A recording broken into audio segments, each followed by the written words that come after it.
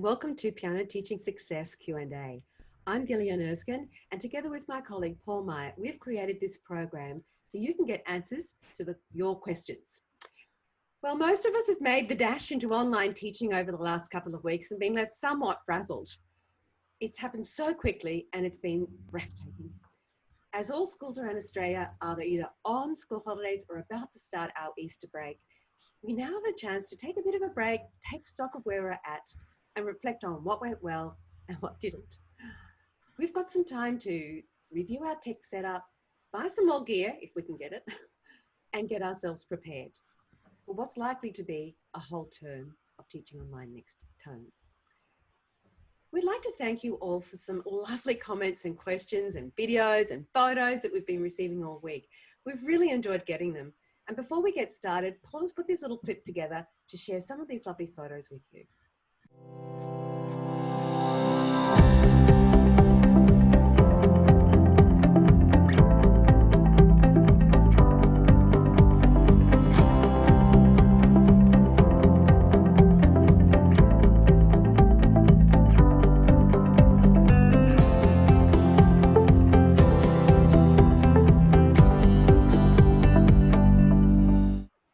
Thank you, and keep them rolling in.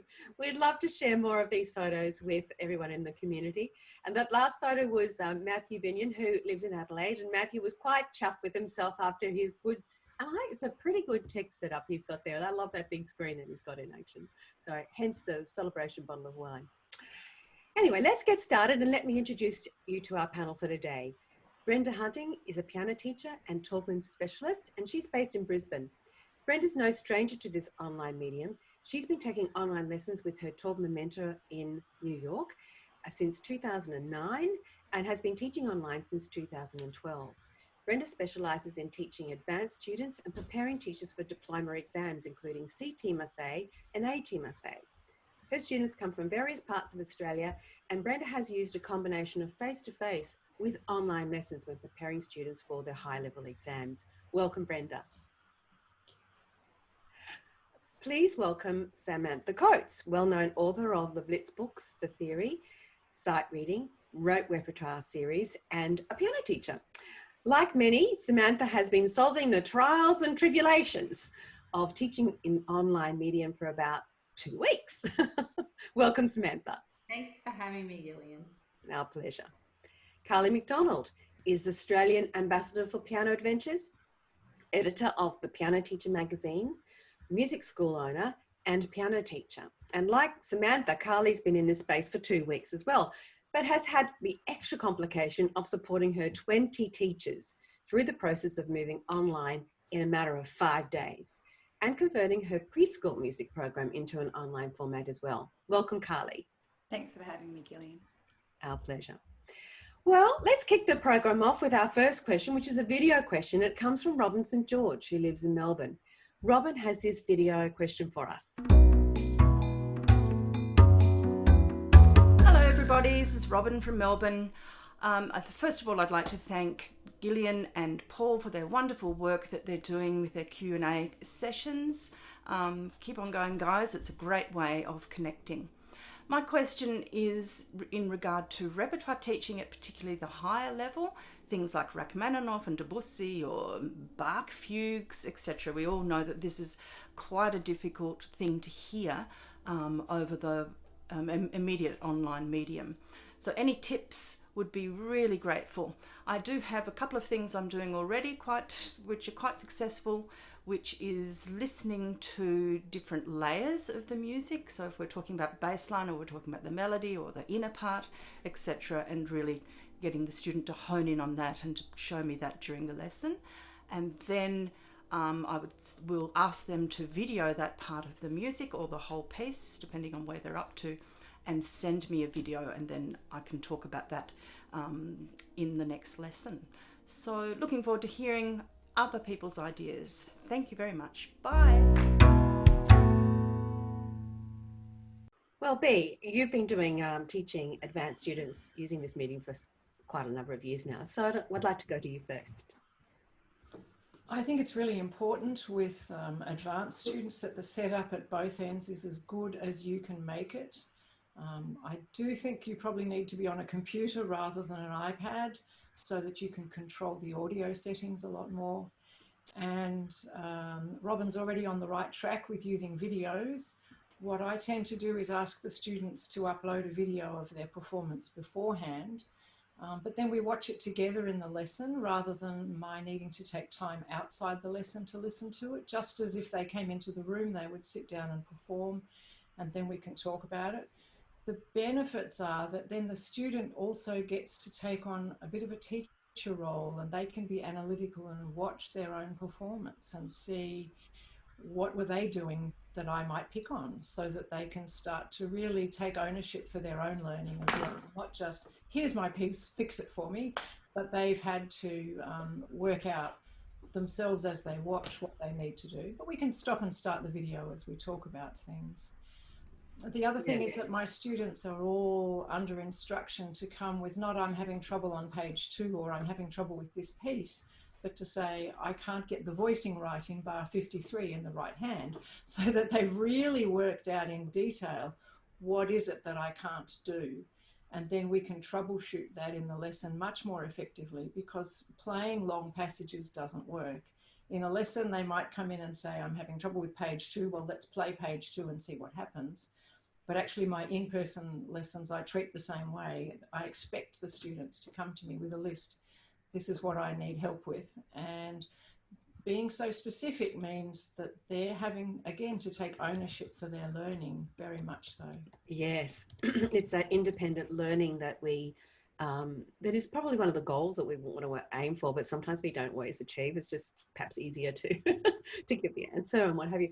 And I think this is also setting us up to be perhaps more of a coach and use a coaching model for this. And we also found within our Forte schools, we've got a culture of, for our teachers, videoing their lessons and them looking at themselves first. And they just pick up, they're improved like, boom, like this when they start doing that, because that, we're just trying to help them improve. But just their own selves, viewing themselves as a teacher, if you like, as you said, makes the world of difference. Yeah. Samantha, do you have anything to add to that? Oh, I think that B is right on the money, getting recordings in advance, and that's what Robin said that she's already doing. And I have found in my entire 2-week career of online teaching that sending recordings in advance is essential, because the quality of particularly a lengthy performance over Zoom it can be atrocious. And so my favorite line to say to students is, oh look, I could hear some speeding up and slowing down. I don't know if that was you or the internet. So I really need to hear a recording in advance. It's the only way to get a better quality sound, and the only way to get a true sense of what it is that they're playing. Then listening to it with them in the lesson is so good, because you can stop and start the recording whenever you like, and it's so much better for the student than interrupting them while they're actually playing. And you can both have the score. And what I've also done to convince students of the importance of sending recordings in advance is I've recorded, with their permission, I've said, look, why don't you play it for me now in the lesson? I'm going to record this and send it to you so that you can hear what I'm hearing. And often they're horrified. The dynamics don't come out. I've got all the sounds set up that I possibly can, and same at their end, but most of them are on iPads, and so you can't change the sound settings on an iPad. You can't do that original sound thing. So I record it and I send it to them so that they can hear how Zoom is kind of sabotaging their performance, really. And it's much better if they send a recording and then we listen to it together. And as you say, then they're self-assessing, and that's so much better. Yes. And Robin also had a clarifying question. How do you watch at the same time online using Zoom, or what platform? So it is using Zoom, isn't it? Well, I do. I am using Zoom. It doesn't matter. See, I ask my students to send audio recordings, not necessarily video, because it's not as, the file's not as big. But if they've sent a video, just share the screen and play the video, and we can both watch and listen. B, what do you do? Yes, I'm using Zoom as well, and we just share the screen as I play the video, or they can play it at their end, whichever they prefer.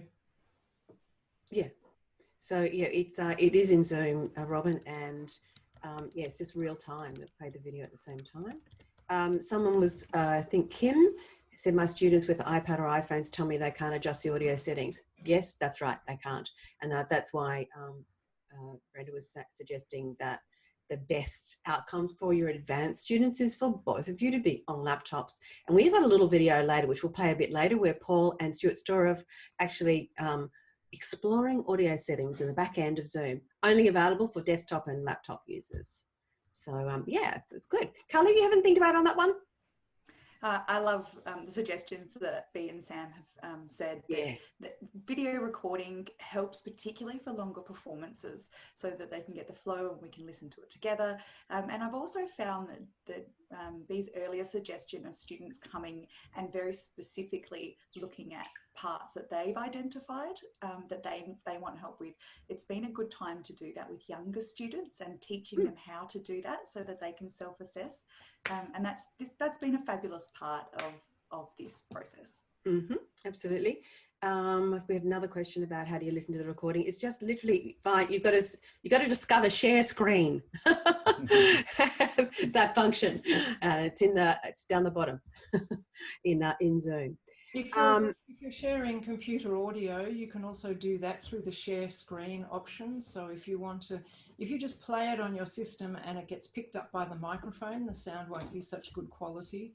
Whereas if you click on share computer audio, you'll get a better sound. Yeah, you get a number, when you do that, a number of options come up. You can share an iPad, iPhone. There's a whole heap of stuff you can share. So just look through all that little menu and that you'll find that in there.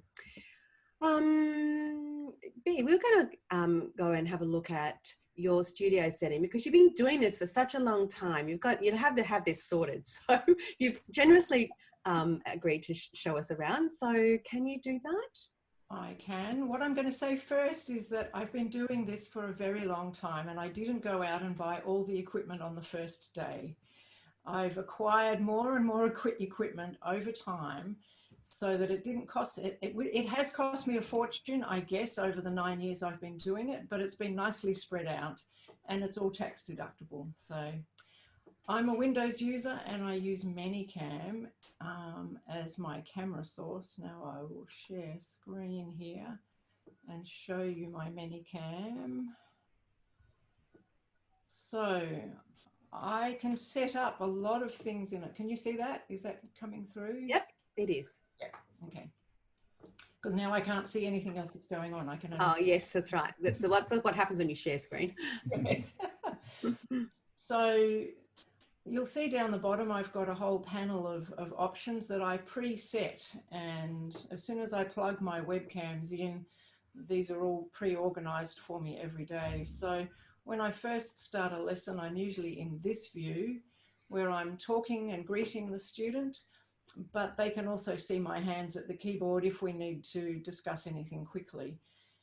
In the main course of a lesson, however, I'm more often in this view where I'm not just a pair of talking hands, but they can see my face as well because I like that more personal approach. Then I have a setup where I can show, you won't be able to see this for 30 seconds. Now you should be able to see, and I can't tell what you're looking at, whereas normally I can. You should be able to see part of a score. Yes, we can.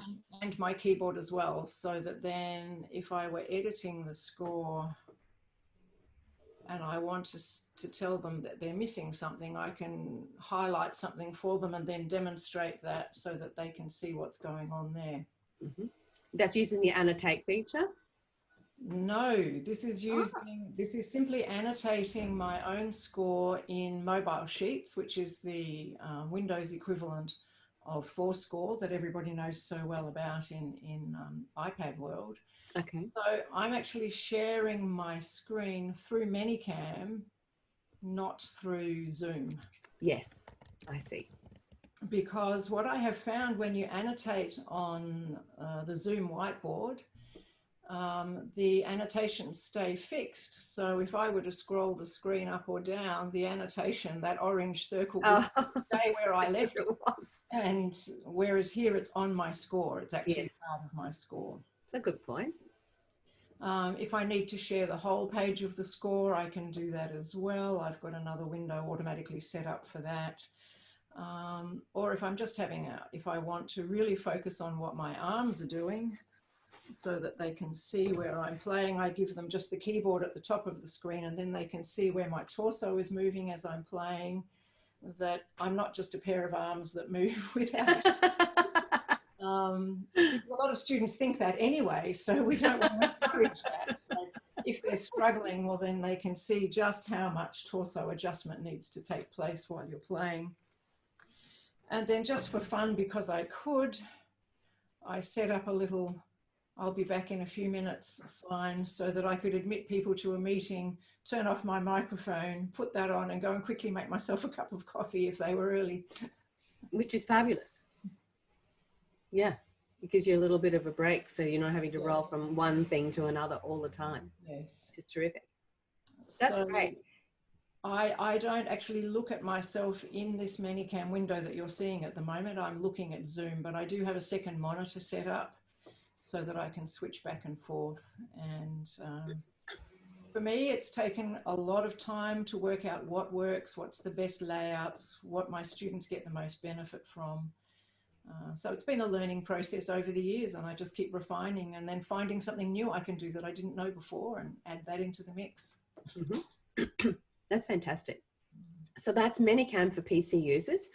And for Mac users, one of our business partners in UK discovered OBS, and has very much the similar sort of features where you can pull in different sorts of blocks, if you like a little, he has an overhead camera with one block, and then he puts in other, and depending on what cameras you have and what views you want your students, he's got another camera set up with a little whiteboard and a menu, this magic menu system that he has, which is essentially like a whiteboard, so to do theory stuff on, because he's more teaching a lot more. He teaches all sorts of types of things. He does jazz, but he also does beginners as well. So OBS is that other software, and it's not very expensive, OBS.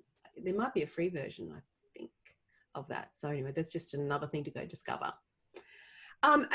You, the other day when we were talking, you were telling us about your online recitals. Can you talk that through with us, what you do there? Yes, I have a paid plan for Zoom, but it's just the basic plan so that I'm not limited by the 40 minutes for group lessons. I started doing these about 5 years ago so that my remote students could also feel like they were participating in the soiree. So I would have students live in the room who were local, and then the others would zoom in on I'd set up a data projector and project on the wall, and so everybody could join in. We would simply mute the microphones for everybody. As host, I could just mute everybody when it was time for the right person to play. I'd spotlight that speaker, and we'd watch their performance. Then we all turn our microphones back on and applaud. And now, last week I did one completely online. It was the first one I think I've ever done fully online. The others have always had somebody in the room as well with me, but this time we did it completely online. Once we adjusted to the idea that you need to delay your applause until you actually turn your microphone back on again, it was good, because otherwise by the time people reached over and they'd clap first, reach over and turn their mic on, and the poor performer didn't get to applause. So that took a little bit of getting used to. It's a bit kind of weird, like, so there's this pregnant pause, and then we have all the clapping. That's great. It's like, there's ways around all of this stuff, isn't there? That's great. And it's for you devised this because you've got so many high-level students who need a performance environment, and if they're living all throughout regional areas and Melbourne and all that kind of thing, you can they can still have that with each other. Yes, they've all found it really valuable to have that opportunity, so they don't feel as though they're only ever playing to themselves. Yeah. I also have a private Facebook group for performance practice as well, where people can do a Facebook Live, and we don't actually have to be online. But the rules are, you do your first take. Whatever you have recorded, you're not allowed to delete it, so that it gives that same feeling that it has to be right and I have to keep going. I can't just stop and delete and start again.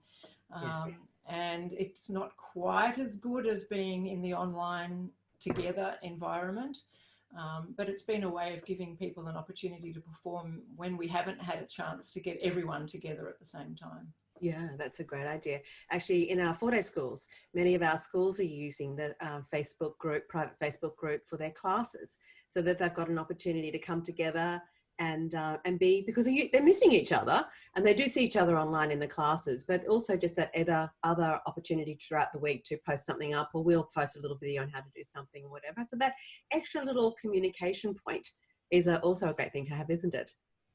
I think so. Yeah. Lyndall Kennedy actually confirmed OBS is free. So that's software for Mac users. If you're a Mac user, to pull in many different views and have them all at the one time. It's all your views are dependent on the camera, of course. So if you've only got 2 cameras, you've got 2 views. You need more cameras to get more views. It is free. So that's fantastic. Adrian from Bateau Bay asks, how do you combat the time lag when using video calls? We have very good internet speed, but there's still a lag of about 0.25 of a second, making counting along with students and duets and other rhythm work very challenging. Are there other ways to do rhythm work? I would love your thoughts. Carly, would you go to answer this question for us, please? Sure. Well, I think that the most important thing to say is that you're not going to be synchronized with your students, and it's unrealistic to expect that you will be. So if you can do activities that don't require them to be done simultaneously, then that's perfect. So call and response is an excellent thing to be using with students. I've also been utilizing the whiteboard function on Zoom, so we can annotate different rhythms for students, and they can clap them out, or I can clap something and they can choose an option like flashcards. They can choose what one they're hearing, and it's also really good for rhythmic dictation, so that they can write out what they're hearing, and it doesn't require being done simultaneously. So there's plenty of ways to do it. I've even made little Zoom, because you can record your Zoom sessions, just a little recording, and emailed it to a student of a particular rhythmic passage that they were finding complicated. And I just made a quick video for them and sent it off after the lesson so that they could continue practicing throughout the week with that recording. So there are different options, as long as you don't expect it to be simultaneously in time, because there will be that gap. Yes, exactly. And we put a link in the chat. So if you don't know how to do chat, it's down the bottom of your screen. If you click that little button, chat, and you'll see all of the notes and comments that people are saying. But in there is also a link to obsproject.com, and it is cross-platform, by the way, as well. Kim let's move on to our next question. Kim from Bassendean in Western Australia, who has been facilitating online lessons for 2 weeks and has been learning very quickly how to use Zoom, had this question about mirroring, the mirroring function. I'm never certain about how the mirroring function should be set so we both see the same keyboard image with fingers moving in the right direction. One student saw it backwards. Don't they see what I see? And any advice on settings would be great. And do they need to be the same for the student as me? So Paul has put together this video about mirroring. In your online lessons, have you been helping your students with an overhead camera? Did you notice that the view is around the wrong way?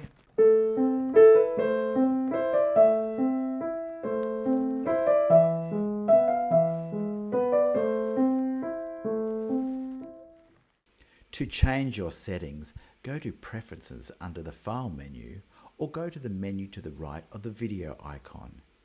Here you can uncheck Mirror My Video.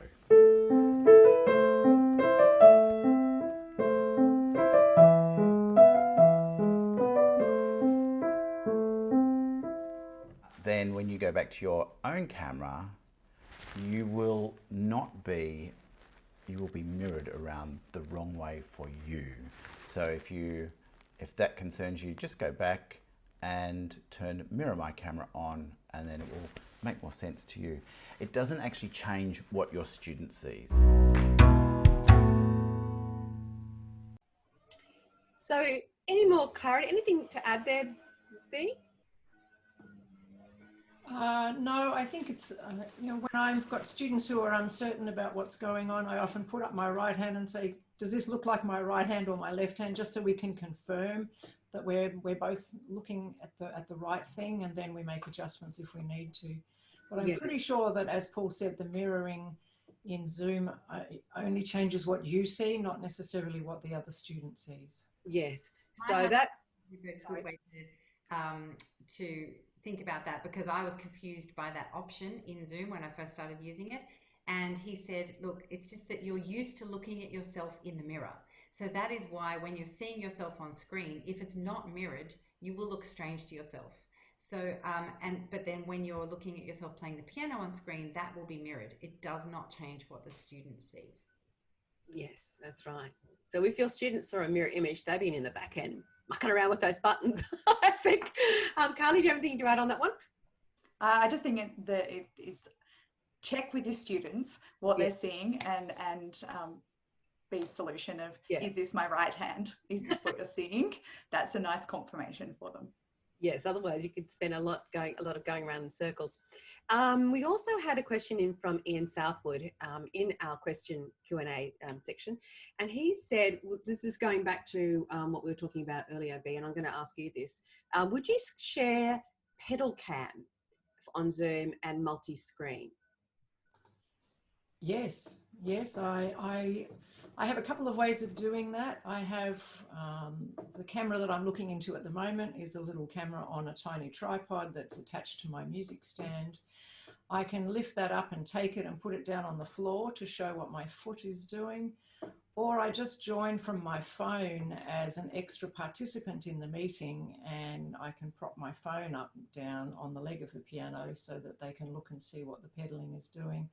And then using Manycam, I can show my hands and the pedal at the same time if I want to, or I can just switch screens backwards and forwards as I need to, or switch cameras in Zoom if you didn't have Manycam. But it's definitely helpful for them to be able to see what's going on. Yeah, and it's something it's a great idea to have a camera that you can, as you said, take off a tripod and put down, because it's not something you'd use all the time. But it's something that is great to be able to have, or think through a solution of how you can use it when you in there and think, oh, they really need to see my pedaling. So that's great. They're fantastic solutions. Thank you. Josephine Knight has said, I find it difficult to hear my students play sometimes. And this is just one of many questions we have along this whole audio thing, because as we discussed last week, Zoom was actually originally designed as a video conferencing for people's voices, and therefore has been really shaped around that. But there are some tricks, and Paul has been speaking with Stuart Storer about sound and how to improve it, and Paul and Stuart put this video together for you. I've got Stuart Storer, who is an AMEB examiner and a rock school examiner, and owns a Forte School of Music in Adelaide. Stuart, I know that you're a very, very experienced teacher, and you have students to very high levels. How are you going with some of the older students? And I know you had a grade 8 student who was a little bit of a challenge with sound. How did that go? It was interesting. He was using, I believe he was using an iPad, and we came to play one of his pieces, and honestly, it sounded like he was playing in the cutlery drawer. The pitch, and every time he used the pedal, the sound would completely drop out. So there are some tweaks that can be done, and I'm happy to walk you through what sort of tweaks, but it is dependent on the student at the other end doing the same tweaks as well, because unfortunately these little boxes that we can toggle on and off in Zoom can't be done on a device. It has to be done on a laptop or a desktop. This information is really useful for teachers. Let's start with that, the audio settings. So where do we go for the audio settings? Okay, so if you go to the bottom left of your screen, there is an icon of a microphone that says mute underneath it, and next to that, to the right of that, is an upside down V. So if you click on that upside down V, and that will show you your audio settings. If you go to the bottom of that little window that pops up, there's a menu item that says audio settings, and we need to click on that. So straight away you can now see which speaker the sound is coming from and which microphone the sound is going into. And about halfway down there is a little box that says automatically adjust microphone volume, and I would strongly recommend that that be unchecked. And really, for the best results, if you can possibly use an external USB microphone, you'll get much better sound quality, because at the moment you're relying on your sound into your laptop or through your AirPods or whatever you're using. An external microphone is far better. So once you've unchecked that, then you need to go to your advanced settings, and there are a couple of more tweaks. So advanced settings is a little window on the right of that screen. And the first thing that you need to make sure is checked is to show in meeting option to enable original sound from microphone. Okay. Because Zoom was never intended to be done as a music application. It was always primarily as a business meeting tool. And the software, if you like, of Zoom will automatically filter out extraneous noise.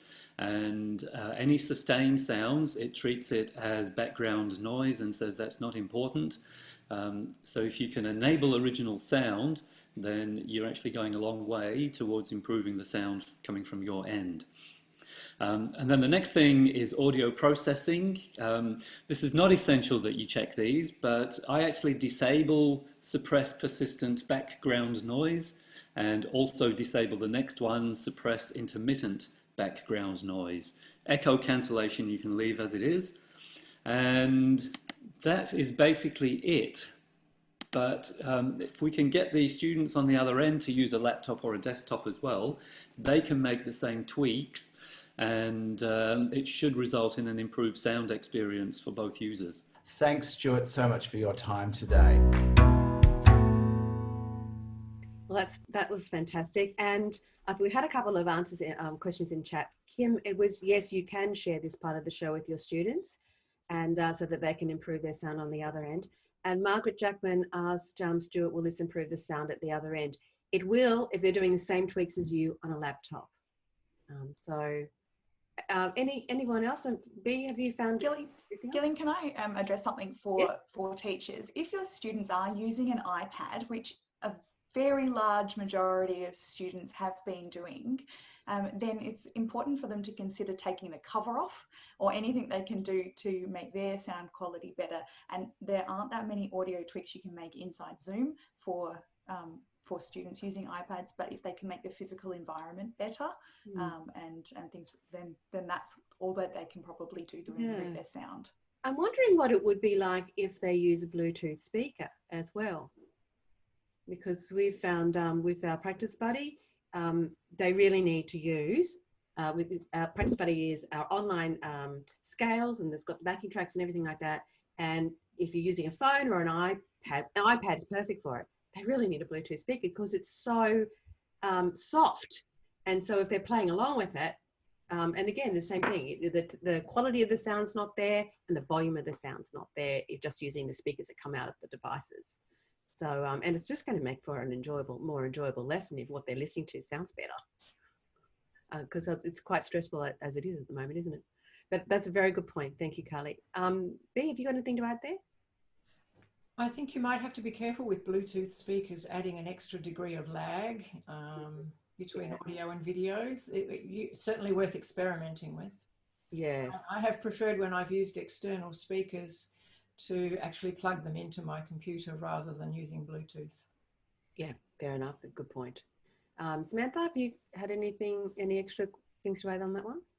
No, the only thing I would add is that for any teachers watching who are intimidated by Brenda's setup and like I am, and all the other experts who seem to know exactly what to do with audio settings, the thing is, our end might be as fancy as anything, but actually if the setup is not fancy on the student's end, then you're very limited. So if the student is just simply using an iPad with a cover on, it's going to kind of shoved on a couch, which most of them are doing, then we can just relax and go, okay, this is what we're doing for term 2. It's all okay. I don't think teachers should stress out if they don't have a fancy, elaborate online setup. It's a work in progress, and we might strive towards this to better the experience that the student gets from our end, but we are not going to get a fantastic experience from their end. Their sound will be dodgy, their visuals will be dodgy, and that's so. I just think that everyone should be very patient with themselves and not stress too much about the setup. It's more about contact than content. It's more that we are there, we're actually teaching them, and as long as they see our smiling face somehow, that is the most important thing. Yes, connection is one of the most important points, isn't it, throughout this process. But while we do have some time, and this is while we do have some time during these holidays to maybe tweak a little bit along here, we're just giving you a smorgasbord of ideas that you can use to tweak at home. And if you don't want to tweak and everything's fine, leave it, please leave it. We also had it just disappeared, but Ian Southwood said that he even moved from a laptop into a desktop with a Bluetooth speaker, a USB speaker microphone, and he said that even improved it. So it's just about, looking at what you can do and what you've done, and seeing how you can make it the best learning environment possible, because we do have a whole term in advance. But if you're happy with what you've got and your students are happy, that's awesome. That's terrific. So we're going to move on to the next bit, next point, and I'm not quite sure if I have the pronunciation right. So I'm sorry in advance if I get this wrong, but Zelko Bedic asked, with the possible delay of exams into 2021, this is with the AMEB, and will the old piano syllabus for grades and in particular diplomas be extended into 2021? Otherwise, they'll have to learn new pieces. So we asked the AMEB, and Bernard de Pasquale, CEO of AMEB, has prepared this answer for you. Thanks for your question. It's a good one. The old piano syllabus was due for withdrawal at the end of 2020. However, because of the extreme circumstances we find ourselves in, the board has extended that deadline to 31 December 2021. So if you find yourself unable to do an exam this year, you will be able to do it next year. However, importantly, the board has also extended the option to do a repertoire exam in the old piano syllabus. So if you're currently enrolled in a comprehensive exam in the old piano syllabus, your student can transfer to a video repertoire exam. That will require them to learn one extra piece for the presentation, but they won't have to present the technical work or the Section 3, sight reading, general knowledge and oral tests. This of course applies to the new piano syllabus as well. If you're enrolled in a comprehensive exam, you can do the same thing. Definitely recommend that you go to your state office website for specific information as to how and when you can enrol in these options. Thanks. And on the subjects of exam systems and arrangements that are being made for online exams, and for them to continue during this time, Tony Betros, General Manager from ANZCA, had this to say about the ANZCA exams. Thanks for the opportunity to update teachers about the processes ANZCA is putting in place to deal with the enormous challenges faced by everyone. ANZCA will be conducting both theory and practical examinations in Series 1. We have devised a new digital system to cater for video practical exams, and this requires examinations are recorded in a single take and are completed and uploaded within a specified time frame. Students in the higher levels will have their examinations conducted by Zoom. ANZCA already has systems in place, as we have used streaming exams over the last few years when necessary. Theory examinations can be taken at home under parent supervision. For theory examinations, it's vital that papers are completed and uploaded within a specified time frame.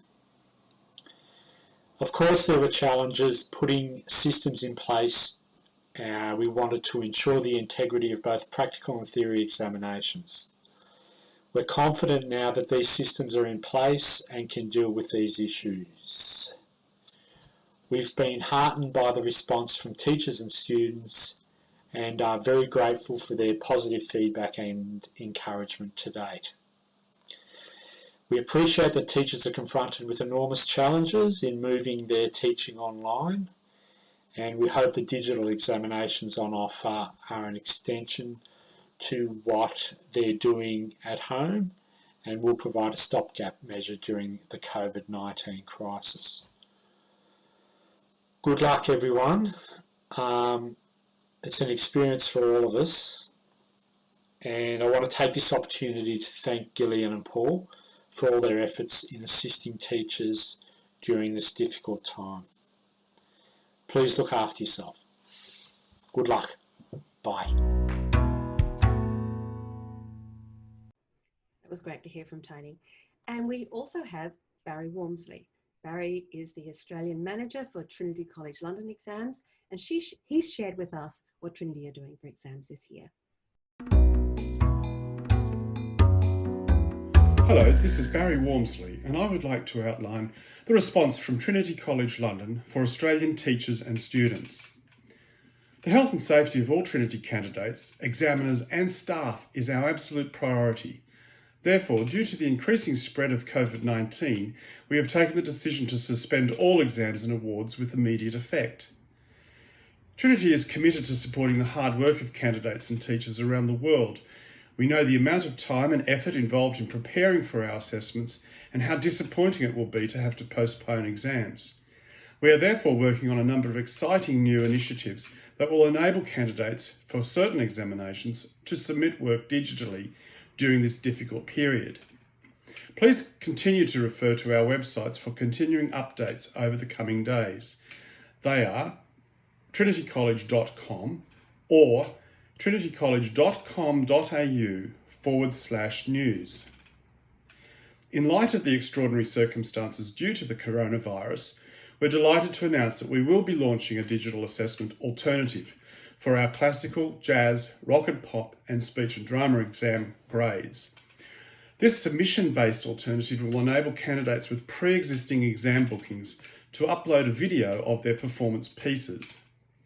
Our examiner panel will assess the performance pieces of the graded exam and subsequently issue the candidate with a mark and comments, just as they would normally receive in a graded exam.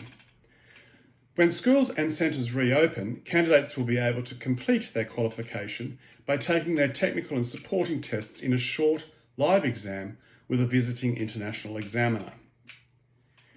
We'll be providing more information very soon, including details on how to upload video performances, as well as options for taking the remaining parts of the graded exam. Please note that this is a temporary arrangement for candidates with existing bookings.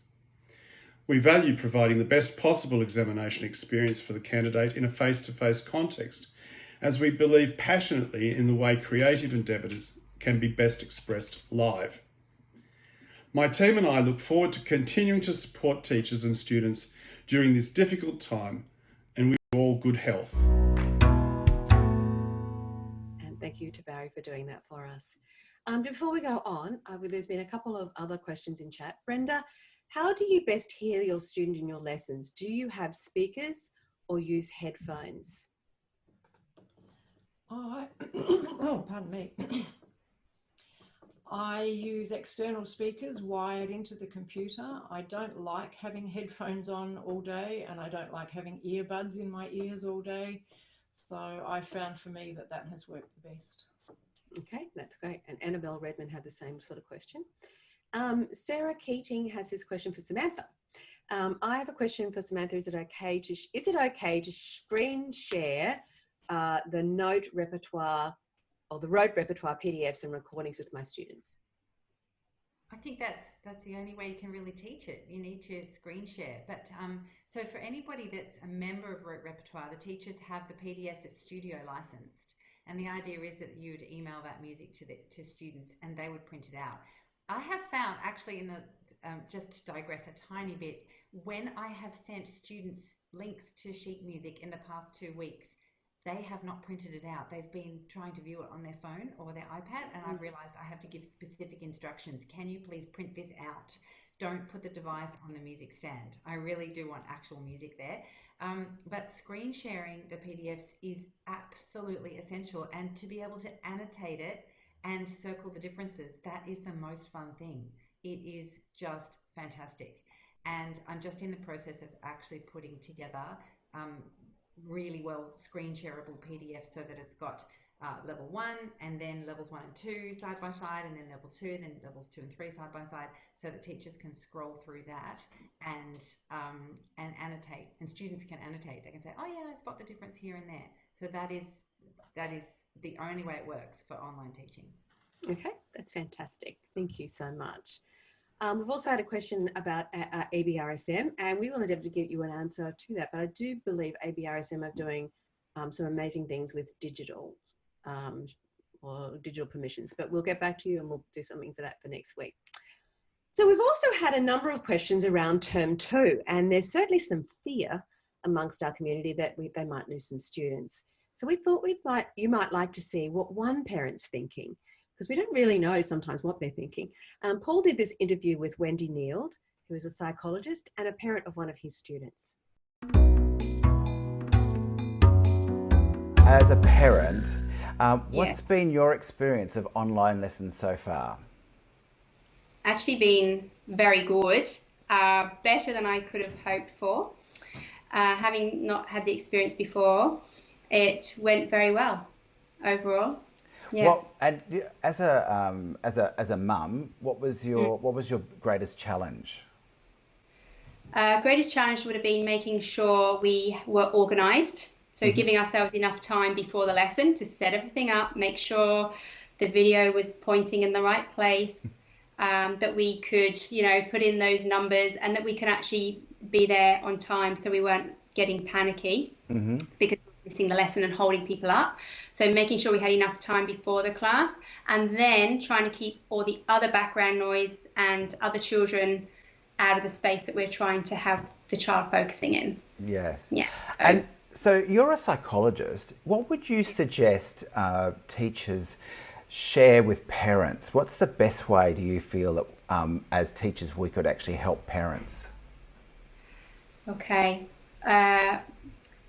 Probably trying to keep the routine of the lesson as much as possible. So I guess teachers needing to be really prepared to adapt to that online teaching, but keep it as similar as possible so the children just follow on. I was surprised the children did naturally follow on really well, and I think that's because of the routine was very similar. And also, I guess,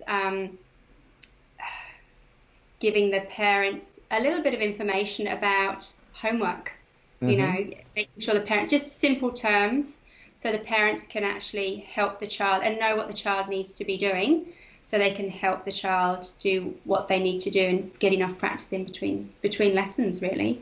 It's a good opportunity for parents to get more involved with the online lessons. I found that with another music lesson. My child has another instrument, and I've never been involved with those lessons. And now, after one lesson of that, I already know that he's not been doing enough practice, and I know how I can help him because I know what he's supposed to be doing. So he's going to be keeping up and being more effective in his practice. He's going to enjoy it more. He's going to get better and more confident and keep playing the instrument for longer. Fantastic. Yeah. Thank you so much for your time today. You're very welcome, Paul. It is funny because in many cases the parents are not involved and they don't come to their lessons, and they're in the background here now, and for many of them they're actually getting a little bit more involved in what's happening, and I think she's quite determined that that other instrument's going to get a bit more practice than what it would normally have gotten. I'd like to throw to our panel for their thoughts. Let's go to, what kind of feedback have you been getting from parents, and are there any key things we should be doing right now to encourage our students to keep going with us? Carly, would you have any ideas there? Sure.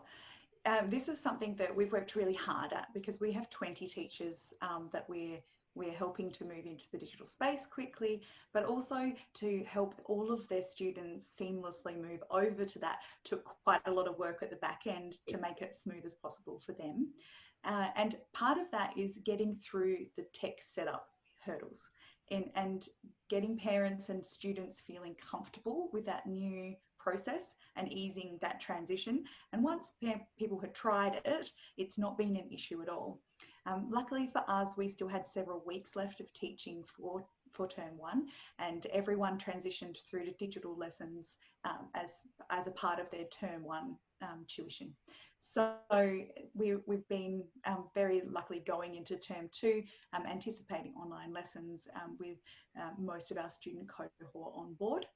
And I think that that's testament to the relationship that our students have with their teachers. And building that connection has been vital. Last weekend, we hosted our first virtual performance party, which normally we'd have in person with board games and lots of food and heaps of fun. And so this time they had to bring their own fairy bread to the computer, and they each took it in turns doing their performance through Zoom, a lot like Bea said earlier with her students, but on a 6-year-old, 7-year-old kind of level.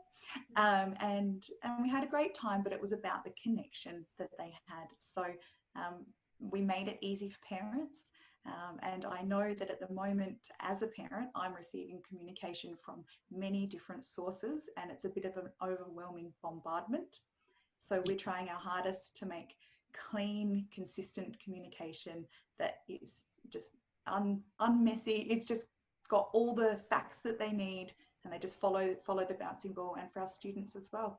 So it's been quite smooth, and I'm crossing my fingers that it continues like that. Yes, I think that's one of the greatest points. Where, we've been having meetings with all of our school owners. And it's been quite difficult because we go from a UK over to New Zealand. So it's a 12-hour time zone. So someone's not meeting at a very good time. But one of the clear, consistent things that we've discussed is the importance of connection and that communication and just being in touch with our clients. Samantha, how about you? What key things do you think we should be doing right now to encourage our students to keep going with us? I think we just need to keep on smiling, and if they're not practicing, we need to say that is totally fine. I noticed that Beth put in the chat that she's had a couple of students that are practicing more. I've had some students that are practicing more, but I've had some students practicing less, even though they've had all their activities cancelled and school is online, they've got no commuting. Their little lives have been turned upside down, and some of the high schools are really piling it on with the online work, and some of them are finding it very stressful being at home all the time. So if they are not practicing very much, we just need to absolutely cut them some slack and not worry about it, and just play whiteboard games or do just keep everything jolly. Jolly them along for term two, I think, is the key. Make them feel like that half hour or 45 minutes or an hour that they just had with you was the highlight of their week. Mm-hmm. That's great. Good ideas. What about you, Brenda? My youngest students are in year 12, so I'm dealing with a different demographic. They're both doing, the two of those ones are doing grade 8, and they've both been very keen to continue. So I'm not sure what their parents, they weren't involved in the conversation. I sent an email to all of my students and the parents of these two, and just said, I need to move online. This is what I'd like you to do. And they all just came on board. I didn't need to worry. I will potentially lose some of the pedagogy students who are teachers themselves, because they're losing some students and therefore they don't have the wherewithal to continue their own lessons. But the two in that case have both said that it's a temporary situation, and that as soon as they can, they'll be back to having lessons with me. Yep, that they will do that. And by and large, it'll be interesting to see what does happen, and no one can really predict this at the moment. But if Kim Everwood makes a point that if, as sole traders, if you do lose more than 30% of your income in term two, the JobKeeper allowance does apply to us, and you just have to register on the ATO website, and it's been passed through Parliament. So there is that safety net, which we're very lucky as Australians to have.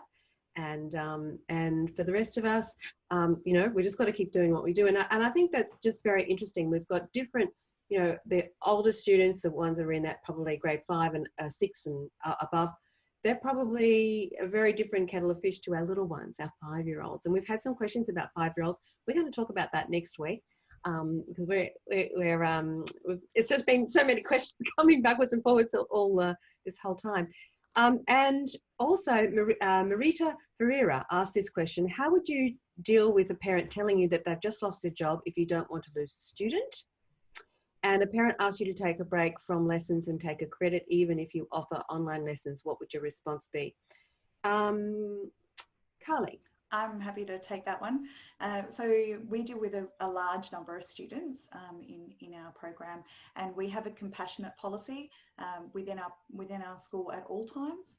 And we have decided that we have a certain number of financial scholarships available where a student pays part of their tuition, and then we give them financial scholarship for the rest of it for terms 2 and 3.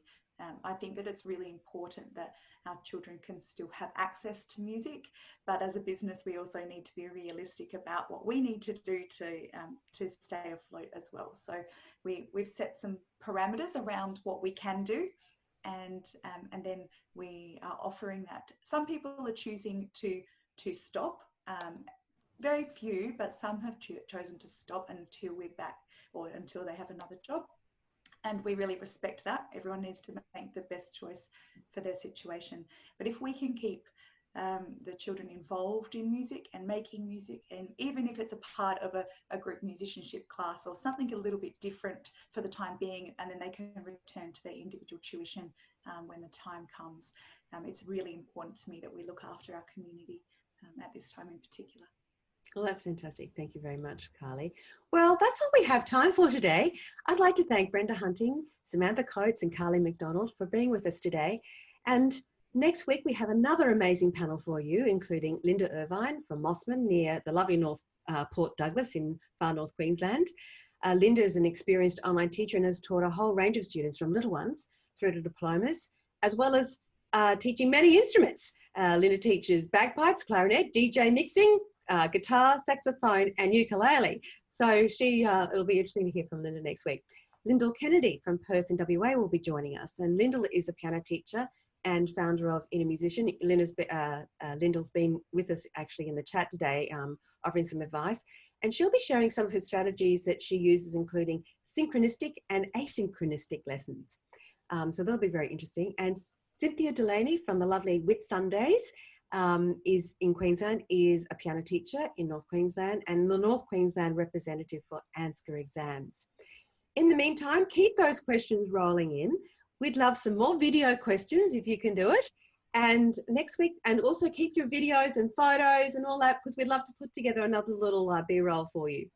I'd like to, in next week's focus will be term 2, what you can do now. And I'd like to thank Paul Myatt, who's been producing today's show and is responsible for many of the videos behind the scenes tech. On behalf of all of us, stay well, and we'll see you next Thursday.